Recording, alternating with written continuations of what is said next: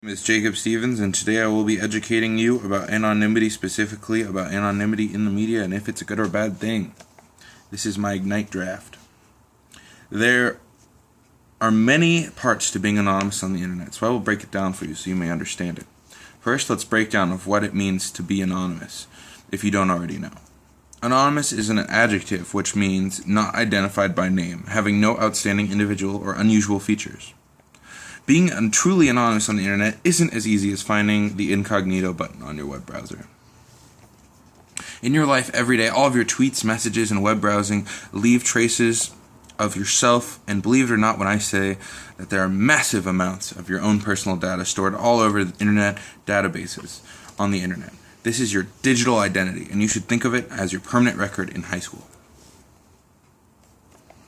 It takes skill and the right programs to become untraceable and fully anonymous on the internet. One way people become anonymous on the internet is by using a Tor browser. Tor encrypts your data, so your data trail is untraceable. Some of you might be wondering, is being anonymous on the internet a good or bad thing? According to the law, it is not illegal to say what you want in person or on the internet. A lot of you might be wondering if anonymous social media users are more aggressive than non-anonymous social media users. We don't assume the persona of a silverback gorilla on the internet, if that's what you're wondering. According to a study in Journal of Mass Media Ethics, messages made by anonymous users were made up of only 14% aggressive personal attacks. Anonymous users actually showed less hostile messages, while non-anonymous users were more hostile. The dark web is a place for people using anonymity software to do things that would not be usually accepted in the regular web. Think of it as a back alley of an internet. Most crime and bad things happen in the dark web. A lot of internet crime is committed anonymously. There are hundreds, even thousands of dark web marketplaces that anonymously trade Bitcoin, which is an untraceable currency, for illegal services such as selling of narcotics, money laundering, piracy, hacking, and many more. The possibility of being anonymous on the internet makes it possible to facilitate most, if not all, crime much easier than without the internet. There are also really good things that people can do on the internet while being anonymous. A GoFundMe gives you the option to donate to a cause anonymously, which, if you don't want to be known, it can be a good thing. Snapchat is also a form of good anonymity because it lets users be slightly anonymous by making user-generated content disappear after it's watched after 24 hours. Trust online is usually needed when buying or selling something via the internet. According to Trust Online, anonymity can slowly damage trust, but at the same time build more barriers in a place for ourselves for security and create more trust by being anonymous. The difference in the amount of an anonymity can change the way trust will go within an online interaction.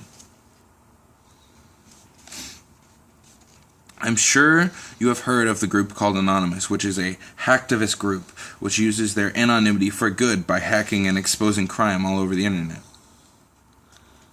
While some in this group give others a bad reputation, the majority try to use their anonymous hacking powers for good. All in the anonymous group stay anonymous with their masks to prove that they are collectively working together to form a better tomorrow through the internet anonymously. People can use the internet for almost anything in this era, and do many things without revealing their identities to others. When an internet user is anonymous, they can commit acts that are not usually accepted in society. According to anonymous communication policies for the internet, when someone is online anonymously, the communication is morally neutral and up to the user's discretion. According to Attitude Change in Computer-Mediated Communications, Effects on Anonymity and Category Norms, Computer-Mediated Communication and Face-to-Face Communication studies show show how anonymity does not change the attitude of the user. The two experiments show that anonymity contributes to a growth of group norms and gives the users something in common. This means that anonymity may not contribute to changing the attitude of any user online. Anonymity is a good thing because it helps build trust and lets people express their feelings in ways they could not via the internet. Anonymity is also good online because it adds as something users hold in common when all collectively being anonymous. With anonymity, users actually become less hostile in their messages and post according to study in mass ethics.